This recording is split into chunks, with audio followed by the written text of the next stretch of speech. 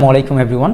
আপনারা যারা স্পিকিংয়ের সমস্যা আছেন, অর্থাৎ আপনি কোনোভাবেই 5.5 থেকে 6-এ যেতে পারছেন না, তাদের জন্য আমি 4টা কাজ করার জন্য বলবো।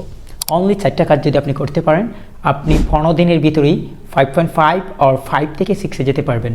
সো প্রথমত আপনাকে প্রতিদিন রেকর্ড করতে হবে। সকালে 1 ঘন্টা, বিকালে 1 ঘন্টা, আপনাকে প্রতিদিন 2 ঘন্টা আপনার ইংলিশটাকে রেকর্ড করতে হবে। যেমন আপনি নিজেই কোয়েকশন করবেন, নিজেই আনসার দেবেন। For example, do you like game? Definitely, I like game. What kind of game do you like? Even though I like many kind of game, for instance, football, cricket, and badminton, but I like more food. Significant reason, when I play football, this time I can learn many things, and football game is good for health. Number 2, speaking develop করার জন্য আপনাকে প্রতিদিন কিছু synonym শিখতে হবে। অর্থাৎ আপনি record করার পর যে ওয়ার্ডগুলো আপনি ব্যবহার করেছেন, এই ওয়ার্ডগুলোর সিনোনিম শিখবেন। করার পরে পুনরায় আবার প্র্যাকটিস করবেন। যেমন রেকর্ড করেছিলেন, ডু লাইক গেম, আপনি আনসার দিয়েছিলেন ইয়েস আই লাইক গেম। এখন আপনি লাইক না বলে বলতে পারেন I captivated by it, I captivated by it, অথবা আই এম কিন অন।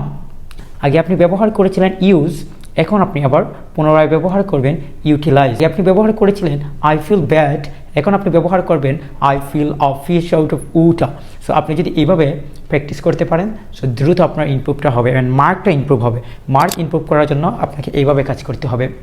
নাম্বার 3, আপনাকে প্রনাউন্সিয়েশন ডেভেলপ করতে হবে, অর্থাৎ ইংলিশের উচ্চারণ আপনাকে ডেভেলপ করতে হবে।